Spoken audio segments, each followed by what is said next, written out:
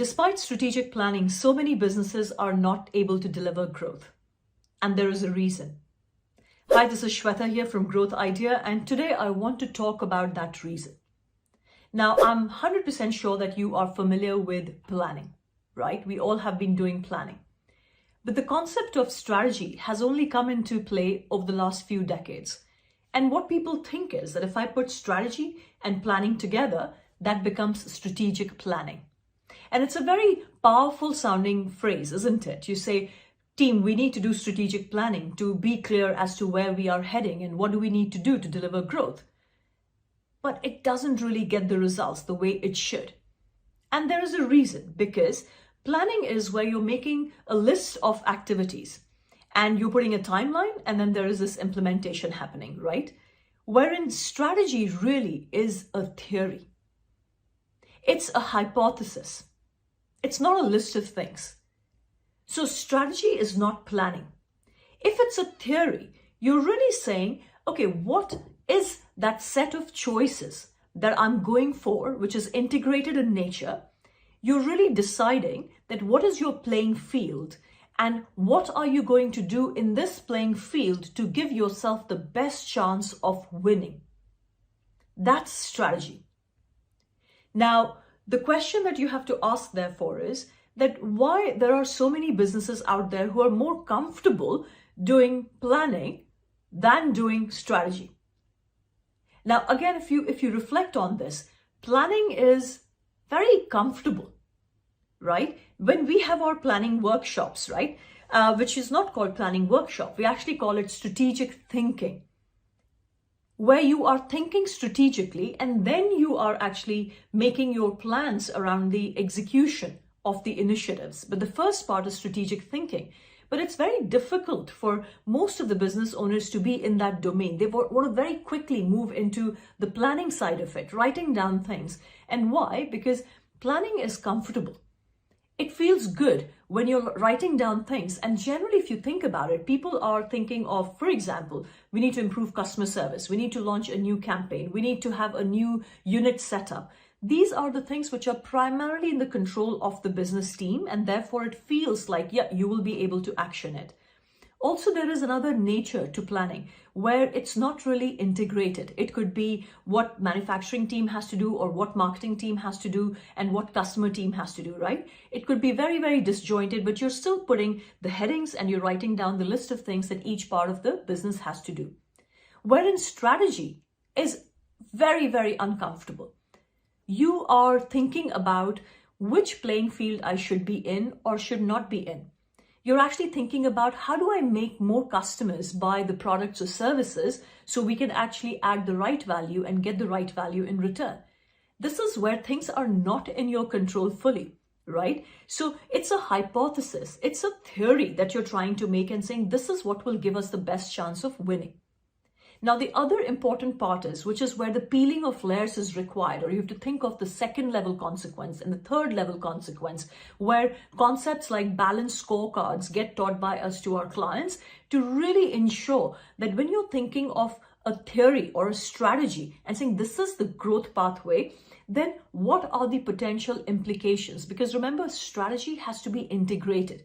It has to percolate through the organization to ensure that we are not having off balance in the other parts of the business while we are delivering that growth strategy. So it has to be integrated, which means it requires deeper level of thinking, deeper peeling of layers and thinking of different level of consequences, which is not an easy task. It requires that rigor in thought process. I'll give you an example, okay? So it's like, I'm sure you've heard of this company called Southwest Airlines, which at some point was a very small airline. And they were sitting and they were having a discussion saying, okay, what is our growth strategy? How exactly are we going to capture a bigger market share and become that known player in this field while there were a lot of other big players? Now, while the other airline players were sitting there and say, okay, fine, we are planning and we're doing our strategic planning, making a list of things and say, okay, how do we do this customer service improvement, or how do we turn around our baggage stuff quickly, whatever, all the bits that they were trying to plan. Southwest Airlines was saying, actually, what's the outcome that we are after? Because remember, strategy is a theory for a certain outcome. So they were saying, what's the outcome? They said, okay, fine, we want to capture our market share in this sector by actually providing our customers better service compared to not the other airlines. Their strategy was compared to Greyhound buses. That's what Southwest Airlines was actually competing with. And they said, this is the kind of exceptional service, quick turnaround, better network we want to provide at a very, very low rate, low fare, which majority of the people can then afford. Now, as other people were strategically planning, Southwest Airlines was then creating, saying, what's therefore the initiatives that we need to have to support this theory, to support this growth strategy. So things like, again, you might be familiar with this, where they said we will have only one kind of aircraft. So all our doors, all the mechanisms which go along with that remain absolutely aligned. We can just go batch processing, right? They said, okay, we're not, because everyone was doing hub and spoke method. They said, we're going to go point to point. They wanted to make sure that they are more in the air rather than on the runway. They started doing shorter trips, therefore no food, no wastage of time, right? All those things started happening. And this is, all these initiatives were supporting the theory, the strategy of growth that they had for themselves. Now, you might be familiar with this or not, but today Southwest Airlines is the largest airline as far as passenger air miles is concerned. It's the top one. And this is when they had a strategy while everyone else was busy planning their year or the next 3 years or so, right? This is the distinction that you have to make for yourself. That in your business, do you have a strategy or do you have a plan? Now, what to do to really just be clear on this, because there's a very fine distinction you have to make here. And to be comfortable with having that strategic thinking in your business, first things first, you need to be very comfortable with the anxiety, okay, with the angst, because strategy is about not knowing everything. You will not know everything if you truly have a growth strategy. It's a hypothesis. You're actually having a probability involved in that, isn't it? It's a theory. It's not fully tested. And therefore, you need to be okay if you don't know the full picture. Be okay if you're feeling that excitement or that anxiety, because that's a good sign that you're not on planning domain, you're actually in strategy domain. That's one thing. The second is, when you're creating your theory, make sure that you are having, or you're being rigorous in your thinking, or having that logic, saying, what is my logic? What is my growth stack? How am I arriving at this theory? So working out the logic step by step will really help you fine tune as you will move forward with your strategy execution, correct? You'll be able to say, okay, this was my hypothesis. I've tested and measured. This is working. Great. We're going to scale this up. Not working. We're going to bin it and we're going to move to the next best alternative, right? So you're able to tweak your strategy as you move forward because there's a clear logic. There's a series of questioning or thought process which are involved in this growth pathway. And once you have that, you have a good strategy to work with.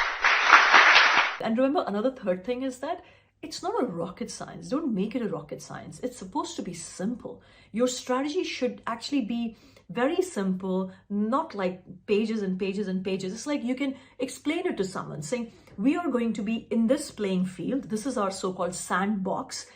This is who we are targeting. Now, what we're trying to achieve is this outcome. Now, for us to achieve this outcome, these are 3 to 4 initiatives that we are gunning for. Now, to deliver these initiatives, do we have the right capacity in place? It could be your manufacturing capacity. It could be your people capacity. It could be your system capacity. You're looking at all of that. You're trying to also acknowledge what are technology requirements, because technology is not a strategy, but it's a great accelerator of the strategy. So also then asking yourself, okay, what needs to happen on that front?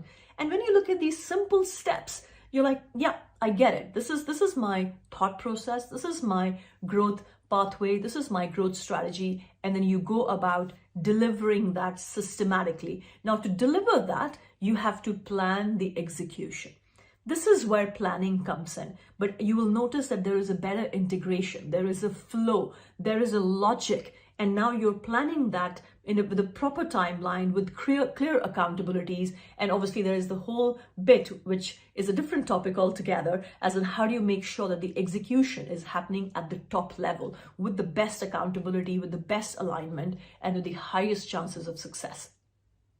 I hope that made you reflect in a different way. And remember, this is exactly what we do with our clients. There are different platforms where we come together, we are strategically thinking, and then we are planning the execution. And in our work together, the role that we have is to extract our clients from day to day, to sit back, to reflect, to look at their strategy and say, are we having the right theory, the right growth roadmap or the pathway, and then how well are we executing? So listen, it's the start of the new year, it's the start of the new period, and if you want to accelerate your growth and your success, then please reach out. This is exactly what we do. And remember, another pair of eyes, a strong brain alongside you, looking at your growth strategy, helping you with that implementation, can make a huge difference.